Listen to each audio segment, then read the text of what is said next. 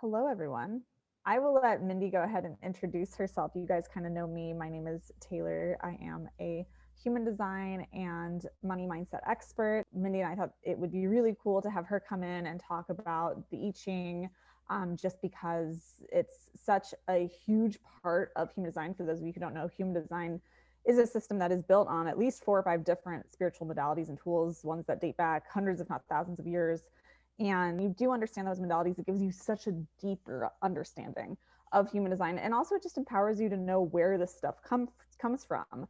Because the founder of human design, who really took so many different pieces of different modalities out there and fit them all together in a way that works for the human design system. So we kind of wanted to give you guys an insight into that. So that being said, I'll let Mindy introduce herself because she is the I Ching expert here. So Mindy, go for it.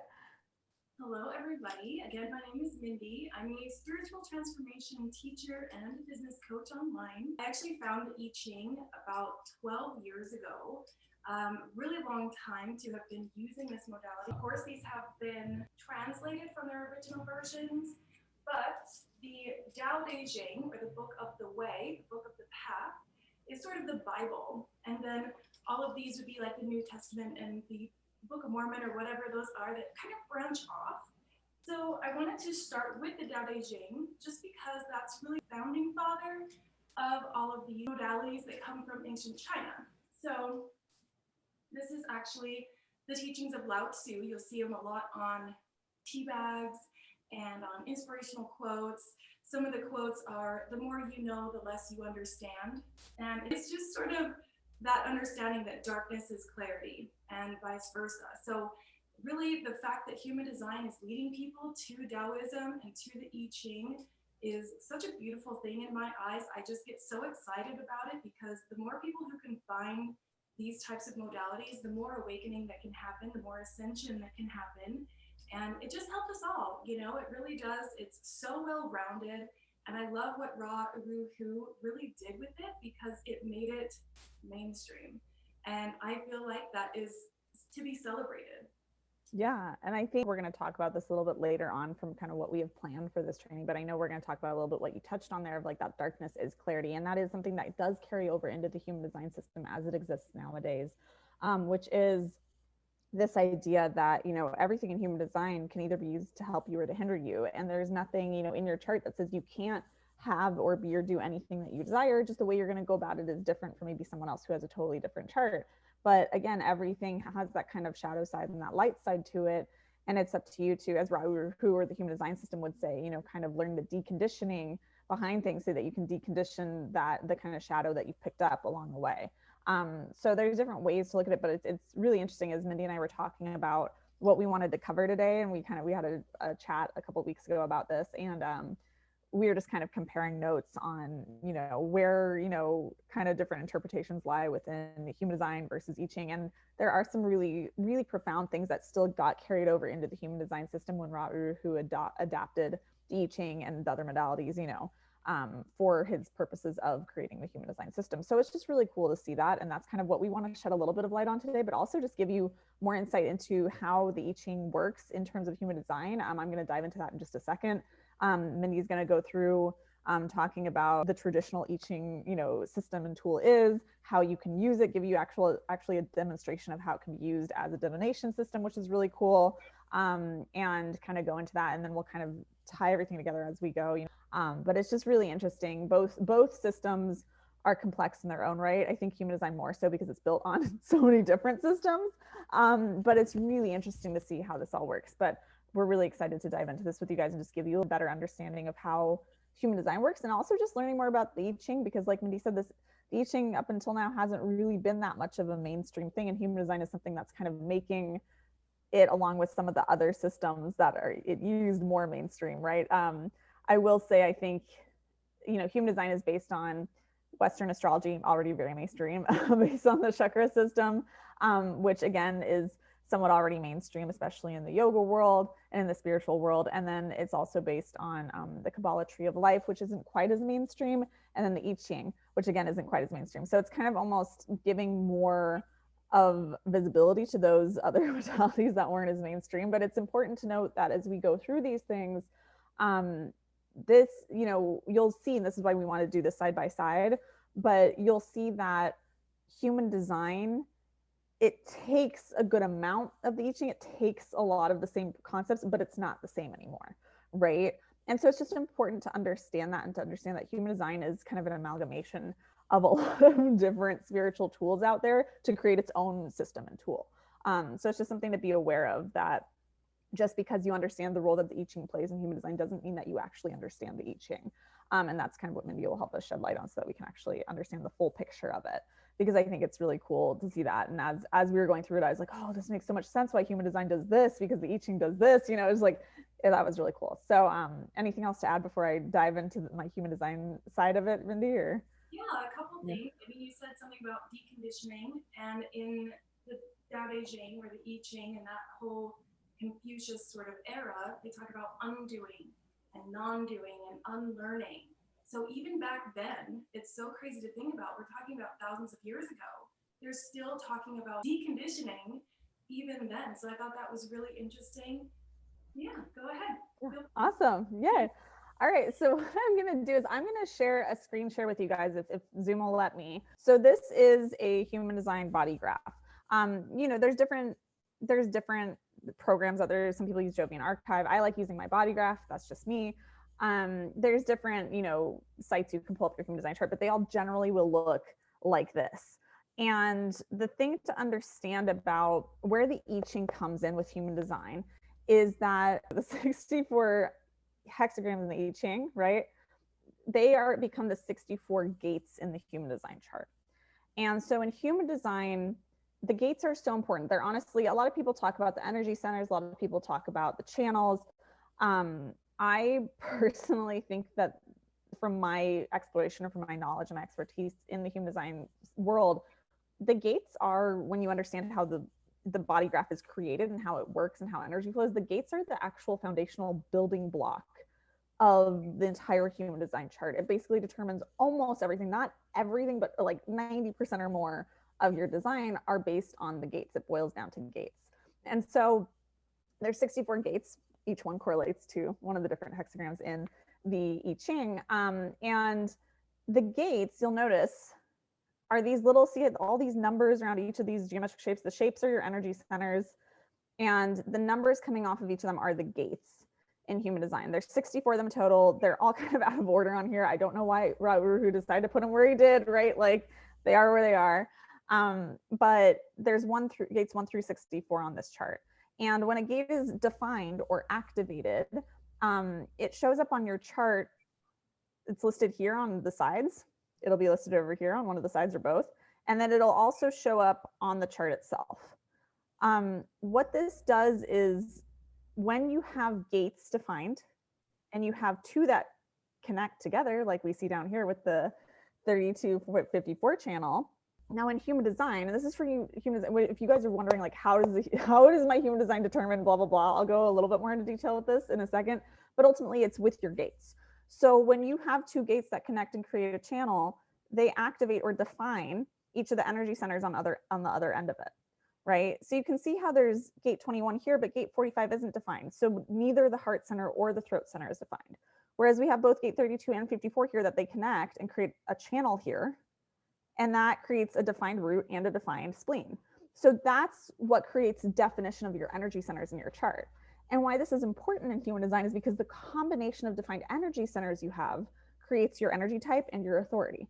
And so that's where it gets bigger and bigger, right? And 90% of what it takes to live your design, even according to most human design experts, is living your strategy and your authority, which is your energy type and your authority, right? So it's like, if you want to even master the basics of human design and leverage your design, it comes down to what gates are activated in your chart, because that creates your energy type. It creates your definition in your chart. It creates your authority, all that. So for example, on this chart, this person this is just a random birthday I typed in and birth time to give you guys a sample, but this person would be a projector.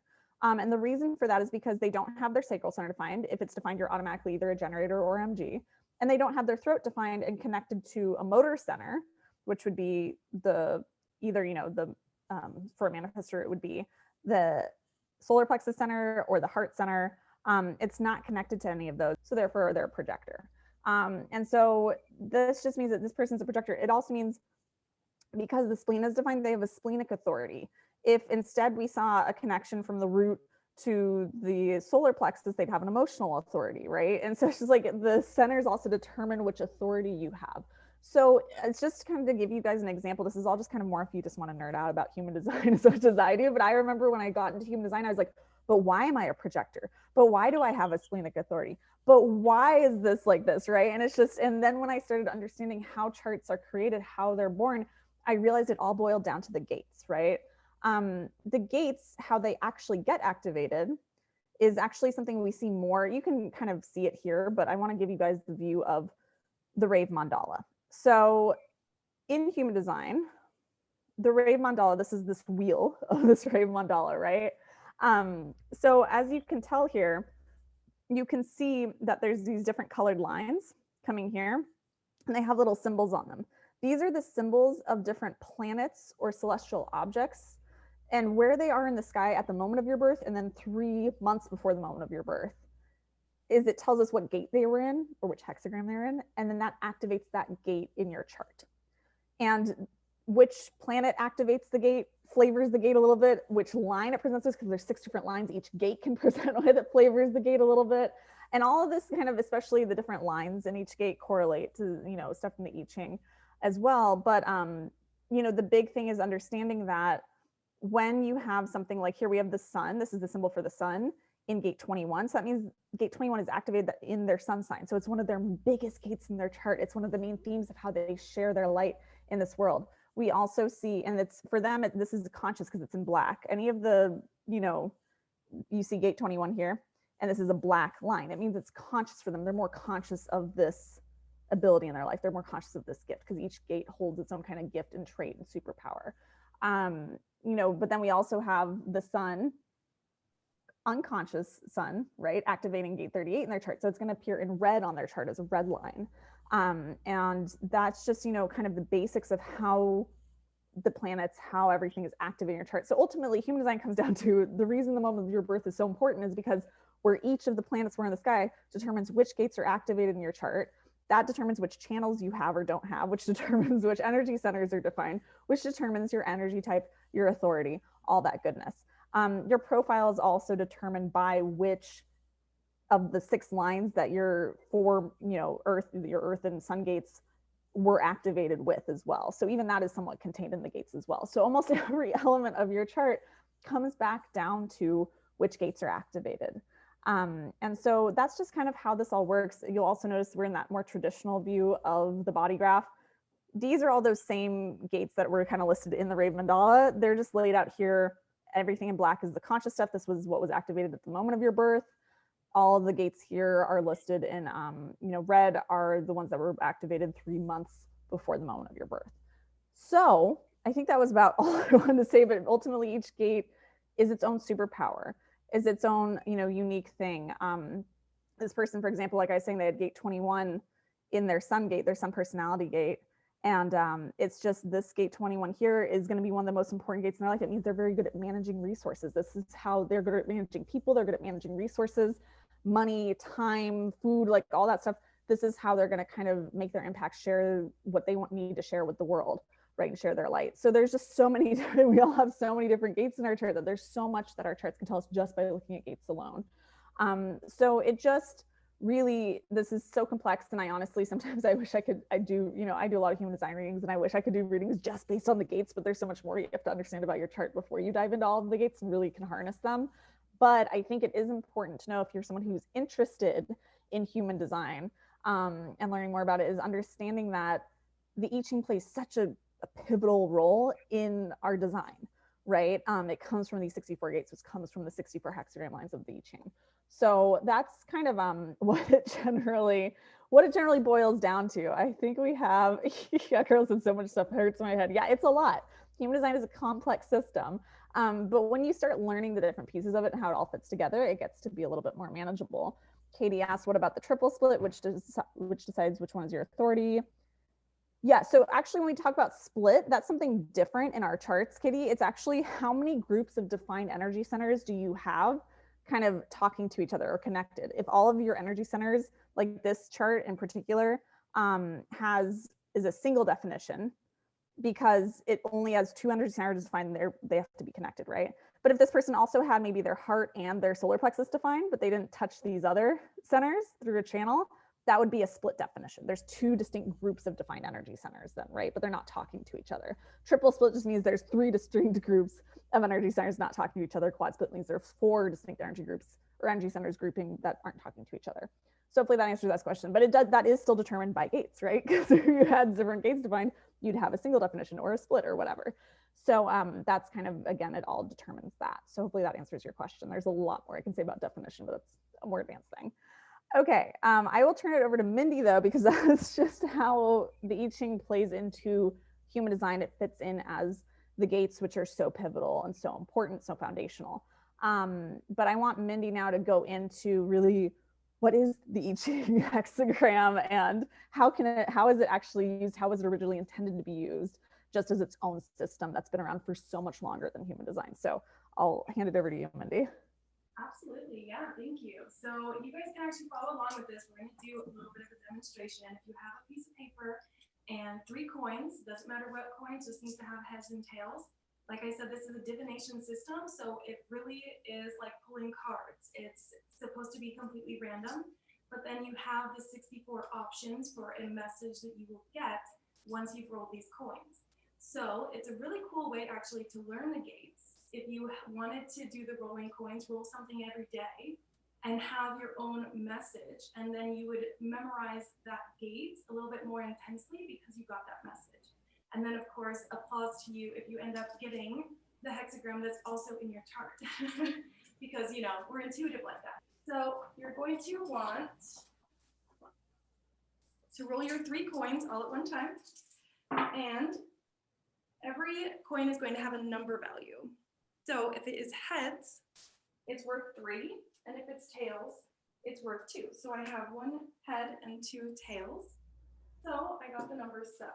And you're going to start at the bottom of your paper, and you're going to do this 6 times.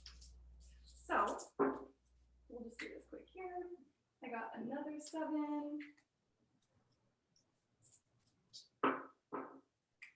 And yet another 7. This always seems to happen to me whenever I'm doing this. It's just like the same number again and again. So many more. Okay, this time it is all tails, so that would be a 6. And all heads, which is a 9. So we're going to do it one more time. And another 7. Okay, so okay, now, Mindy, let me ask, because I just want to clarify in case I missed anything, but I want to understand too. So with this, when you're rolling them, and I know you're rolling 3 coins and you're seeing if they're coming up heads or tails, each of them, what are the point values for those? So heads are 3, tails are 2. Okay, And then perfect. you just add them all up. Okay. And then everything that's an odd number is going to have a solid line. And then a broken line for anything that's even. And you guys will notice, if you're very, very astute, that when I pulled up that rave mandala, those, you know, little numbers, which were each of the gate numbers, they also sitting on top of them had 6 lines. Some of them are solid, some of them are broken. This is where it comes from in the I Ching. Right. Exactly. Yeah. And when you have the body graph and the planetary placements that go down on black and red, it's like 21 point, 1, 2, 3, 4, 5, or 6. So when you're profile 3, 5, that would mean that it's bringing attention to the 3rd line and the 5th line, which is really cool too. That it incorporates the individual lines. I think that's so cool. Exactly. So then what we do is split these in half. So you actually have 2 trigrams rather than 1 hexagram. And then we come to our chart here, and you can just Google this. So you guys who are following along, you just want to Google the I Ching graph. It looks something like this, and you find your message. So the top one here is solid, solid, broken, which we see is sun and wind. And the bottom is all solid lines, which is the very first one here, which is heaven. So that's kind of cool, wind and heaven. And I love that it brings those elements forward, and I think that has something to do with the planetary placements in the Rave mandala, because these are archetypes for the elements. So we have wind and we have heaven. And then you're able to look at the graph, and on this one, it gives us number 9. So now, number 9 is your passage that you're going to read. And it has its little translation here. Again, you can Google these. This one is called The Taming Power of the Small, represented by the spider. And it's all about determination, not giving up. Even if your influence is tiny, you still want to propel at your highest potential, even if you feel small in the moment. So for those of you growing audiences, or those of you who are second guessing yourself, this is that message for you. And what you would do is read the little passage that goes with number 9 and then the first line. So you can actually see that there's individual passages for each line itself as well. So when you are looking at your body graph and it's 21.3, then you would want to read 21's passage and turn to that third line. And then you have a passage specifically for that. So it goes so much more in depth than just having the number 9 as a gate or the number 21 as a gate, because you also have these lines, which just adds that deeper layer. So then it goes deeper. They have what's called changing lines. And that's everything with a number value of 6 or 9. And if you guys have researched a little bit into Nikola Tesla, he said you'll understand the universe if you understand the numbers 3, 6, and 9. So how interesting that thousands of years ago, 6 and 9 are still very important. So I have one number 6, and then that one now becomes solid. And I have another message to read now. So now all of my lines are solid. And that is heaven and heaven, and that gives me the number 1. And the number 1, if I'm not mistaken, is yin energy. Yes, the creative. So then you would have the passage itself, and you would read the number values of 6 and 9. So then you have just that added tidbit, or like in tarot card readers and oracle card readers, if you do that, it's like having a clarifier card. So just a little additional something to give you a deeper layer, and obviously it's something that you need. So traditionally, that's how it's used with the changing lines and everything. But I think it's really interesting how it all comes together to where human design incorporates the actual lines themselves. Yeah. So if we really zoom in really close on the Rave mandala as well, there's little tick marks, almost like minutes on a clock, and those indicate the lines as well. So that can give you, it's not colored or anything because it's so tiny, but in your body graph, when you have 21.3 or what have you, that's the line that's indicated, and it refers to these lines that are right here. Yeah. And I think, and what's cool too, is as you're talking, it was, you know, this was hexagram 9, and in human design, this correlates to gate 9. And so the gate 9, if you have this in your chart, if, whether it's defined red or black, it doesn't matter. But in the human design chart, this one comes off of the sacral center. And what this is it's an eye for detail. That's what like the design, but that's what I call the gate, because I've kind of renamed the gates so that they make a little bit more sense initially when you first hear it. But it is actually called, I know for a fact, this is called in the traditional like human design texts, it's still called the taming of the small. Like it's still, that is still carried over. And this is all about, you know, the way I've interpreted it, because everyone has their different interpretations of it. But the way I always interpret gate 9 is that if you have this in your chart, you have this eye for detail, you're easily able to spot what's crucial. You feel most empowered when you have the details laid out in front of you. And you have this desire to hone in on these like small details and things. So you see how it's still somewhat similar to what Mindy said, but also different, because she was saying it's much more of this kind of like, you're, you know, push for it, even if it's, you know, you just have this small thing to push. And it's like, you know, for me, it's much more about looking at the details of things. And this is where your gift is.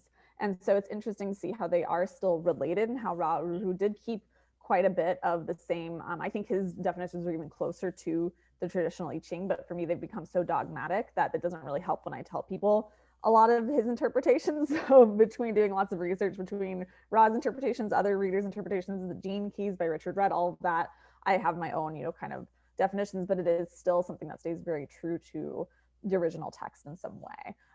So it's super interesting. And like you said, with the decimal points after it, those lines that occur after it, the 1 through 6, like I was saying earlier, that just flavors it. So if you had like a 9 point, let's see, a 9.3, the 3 line in human design is all about learning through trial and error. And so then that's that third line in the first trigram, and trigrams are still a thing in the human design world as well. And that would be more about, like, okay, you're very good at spotting what's crucial by kind of playing with things, by, like the more that you kind of play with things and experiment with things, the more that you're going to hone in on important details, right? So do you see how that kind of colors that information just a little bit more the way I would phrase that to someone when I was reading their chart?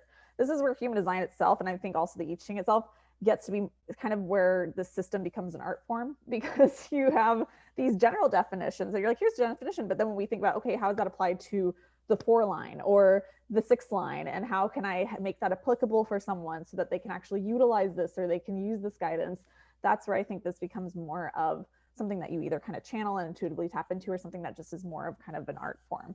And that's kind of what I love about human design. It marries this like very rigid system, but also gives you this room and flexibility to play with it and have your own interpretation of it. And I think the I Ching does that beautifully as well.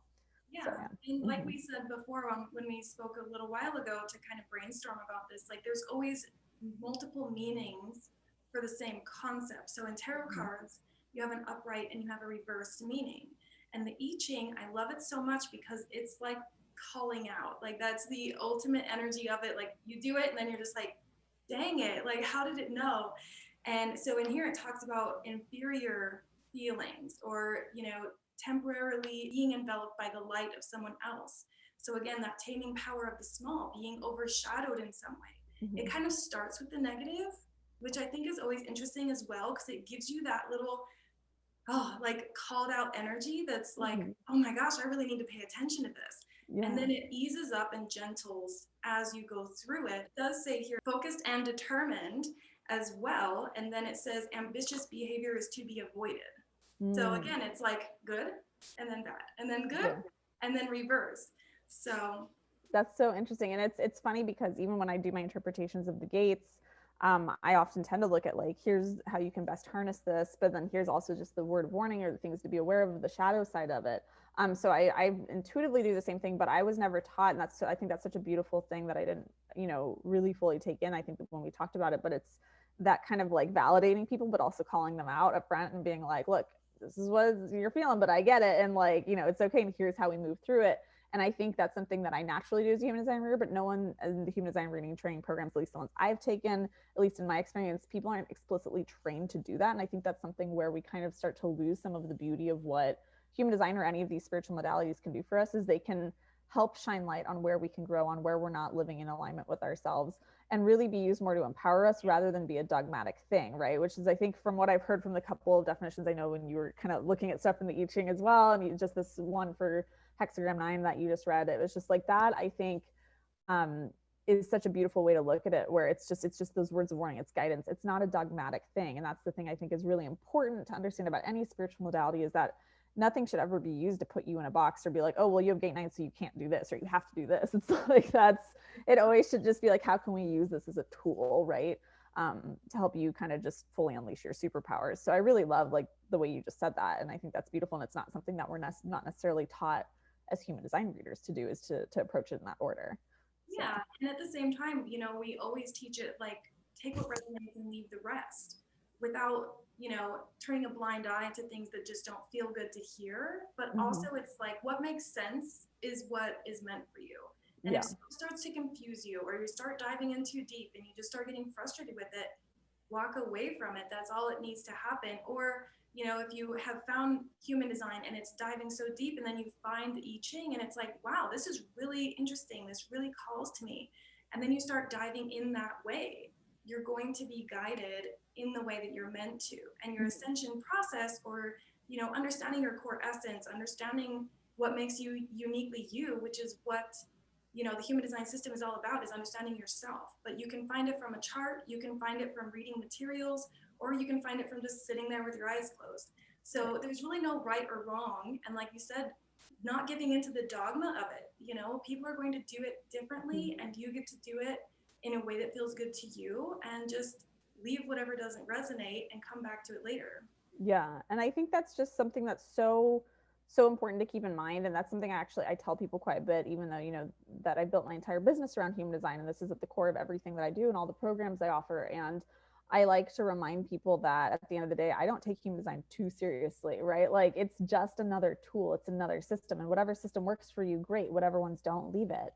And so whether it's actually human design or going back to the traditional I Ching or whatever it is, it's like do whatever helps you feel more empowered and helps you have that permission to be all of you, right? Like at the end of the day, we don't know what the answer to life is, right? We don't have like a definitive thing written in the sky being like, this is the way the universe works, this is the one true system.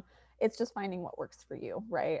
And I think that's something that's just important to keep in mind whenever you approach anything, especially any system or organized thing out there, and just not falling into the trap of it, right? Of giving all your power away to it, or letting it be any sort of excuse for why you can't do things, using everything only as a way to figure out how you specifically can be successful your own way, right?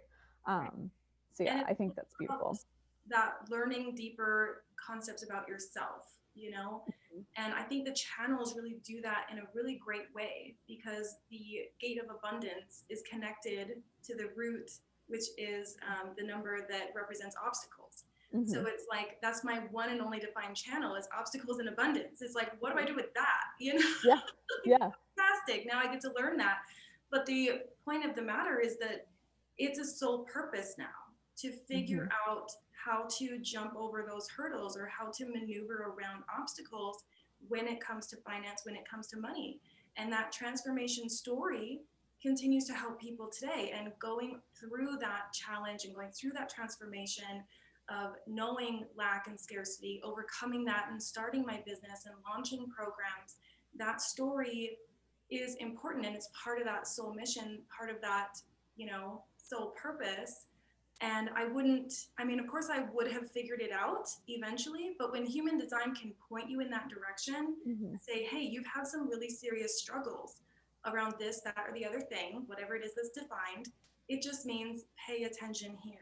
Come back to this original storyline, or this original transformation, and begin to, collect the chaos of it, make sense of it in your own way, and of course eventually share it with the world to then help others, and the spiral continues. Yeah. And I think also something that's important to remember especially when we talk about human design, what I think the I Ching does well that people sometimes lose when they start learning more about human design, is that all the guidance in all the 64 gates or lines or hexagram lines is really valuable to everyone. And it's easy, especially when you're learning human design, because it's so much more mainstream right now. It's easy to look at just your gates and learn the gates that are activated in your chart and say, okay, these are the things and I don't have to worry about the other gates at all, right? And that's not really true, just because what the I Ching does beautifully is, like you said, it's more of a divination tool, and it's more of this tool where you roll these coins 6 times, you see the values you come up with, you go look it up in the book, and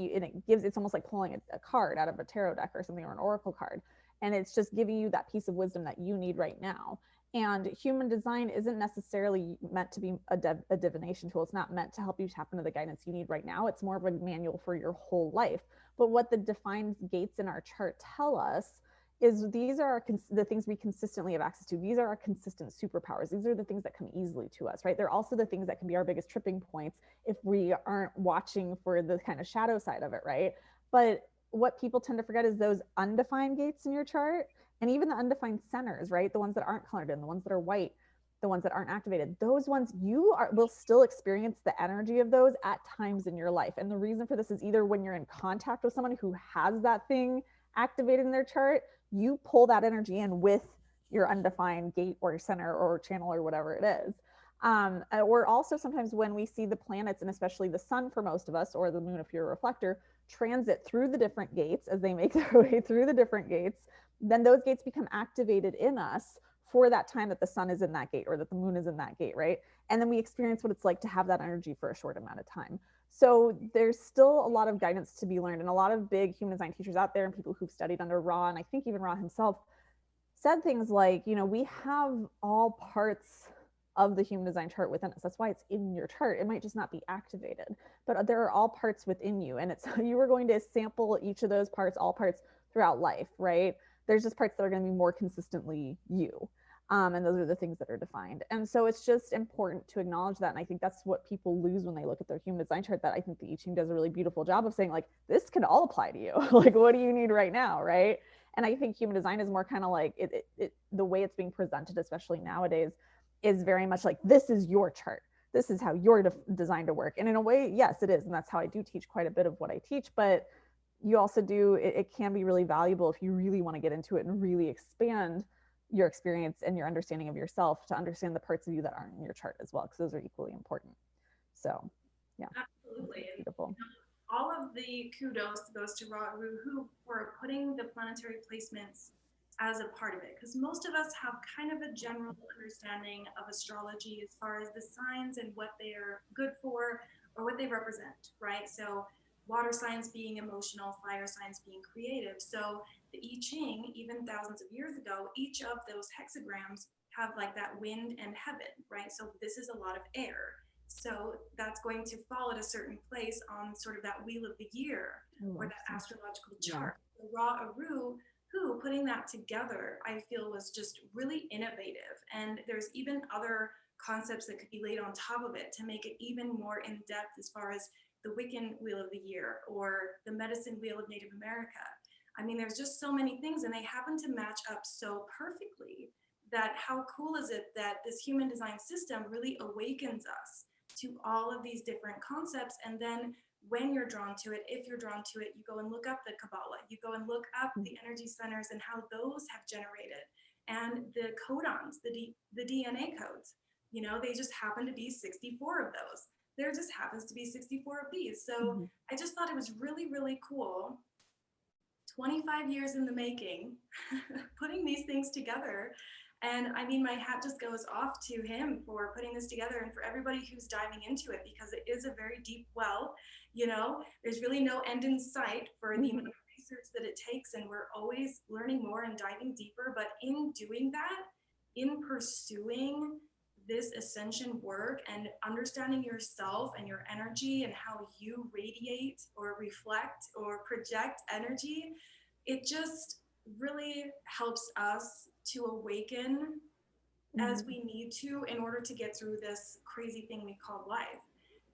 So the more you dive in, the more it's going to make sense. The more you connect dots and look at other concepts together, the more it's going to awaken you and help you understand your peak potential, which is something I talk about a lot. Just being, like you talk a lot about utilizing rest as like a tool. Like, I rest so I can show up better in an hour even, or tomorrow.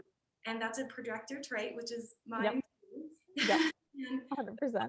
The example reading, or the example chart that you pulled up, is actually my birthday. Is that actually your birthday, April 1st? Is that your birthday? It is. I must have just channeled that. I was just searching for a good example of a chart with some easy to see stuff, and I was like, that works. There you go. The exact chart, but I am solar plexus instead of spleen. And it's so funny, because even if someone else is born on April 1st, a different year at a different time, it doesn't mean that they'd only have two centers defined either. So that's such a funny coincidence. That's great. I think that all of us being on this journey and pursuing this is worth celebrating and worth diving deeper into. So, do you have programs or anything that you have running right now that you'd like to talk about? Yeah, so if anyone wants to book a human design reading with me and go much deeper into their human design and their chart, it's an hour-long live Zoom call. We get on a call together. I record it for you as well, and we just dive deep into your chart. I tend to do these for entrepreneurs, but I also do general readings. I have a team member who does them for MLM or network marketers. But we just dive deep into your chart and look at all the different aspects, including usually some gates as well, but helping you really understand your design and how to use it to empower you to do life, business, money, whatever it is, your way, so that things can just flow so much easier. So if you want to book that, you can go to tayloreatoncoaching.com/readings. I will also post the link below later on. And then also, if you really just like want to nerd out about human design and learn how to learn the system, learn how to read charts, I have an upcoming human design reader training program. If you want more information on that, it's designed to be a self-paced thing, but it's also super low cost compared to the other programs out there, but probably even more in depth. We go into every single one of the gates. I give you like multiple PDF pages on each of the gates. We do the channels, we do all of it, like almost all the big things in the human design chart. We go into so much detail. And if you want more info on that, you can, I will again post the link below for you guys after this, but it's tailoringcoaching.com/ultimate HD reader resource. So you can go there and you can get more info. If you're watching this later on down the road, you can just buy it immediately if it's already launched. And if it hasn't launched right now, you can get on the wait list. So yeah, so that's what I have. Mindy, if you want to tell us a little bit about what you have and how to work with you, go for it. Again, I do spiritual transitioning and transformation and ascension. So I read the Akashic Records. I also certify people in the Akashic Records, which is basically just being able to read people's energy without cards or without divination systems. So we talk about spirit guides, we beat your spirit guides, and then we bond with spirit guides. And it gets to be really cool. I've seen a lot of different variety. I've seen ancient pyramids, I've seen fairies, I've seen so many cool things in our visualizations that I do with my clients. So that's something that's open all the time. It's self-paced, and you can have that one-on-one with me as well if you want that extra support. And I have a new program that I'm just launching right now, and it is called Soul Mission Ascension. So we bring together different modalities such as this, but a little bit more well-rounded as far as just having little tiny pieces of everything, because my goal is so that I can give you a taste test of multiple different things and you can go and decide which one calls to you. So I touch on Native Americans, I touch on Norse and Celtic and pagan theologies, I touch on these Chinese concepts, human design just a little bit, astrology just a little bit, just enough to pique your interest and teach you how to follow that intuition. So we really go deep into healing, we go deep into that peak potential, core essence, understanding who you are as a person, healing yourself and others. And then the Akashic Records is part of it as well. And then I also go into business coaching, just the basics of online marketing, so you can really understand your transformation story, who you are as a person, what you're here to do, reach your spirit guides, talk to them one-on-one, and then launch that business with the systems and strategies in place. So all those together is 3 certifications, and I'll put the links all over the place around here. That's so awesome. Awesome. Well, this was so fun. Thank you for hopping on. Thanks for showing us how the I Ching works, because I think it's its own beautiful system that I didn't know all that much about. It's not something that's taught in our human design reader training programs. They give you their own definition of the gates and how they all work within the human design context. But I think learning how these systems work independent of human design gives you not only a better understanding of human design, but also just gives you another tool in your tool belt to use independent of human design, which is really valuable. So thanks again for sharing, Mindy. This was so much fun. And the ancient origins, you know, the cultural origins of where things come from. I think it's so important to just pay homage to all of those things and Absolutely. let yourself understand where things curated and how things have evolved. And again, take what resonates and leave the rest. Astrology is incorporated in it, you know, the elements are, and so is the I Ching and the Kabbalah, the energy systems as far as the energy bodies and the chakras. I mean, there's so many different avenues that are now open because of human design, and I think it's just such a magical thing. Yeah, I agree. Awesome. All right. Well, thanks so much. Definitely we'll leave all of our links below for you if you want to get in contact with us or check out any of the programs that we mentioned. Otherwise, have a great rest of your day, you guys. Bye. Good to see you.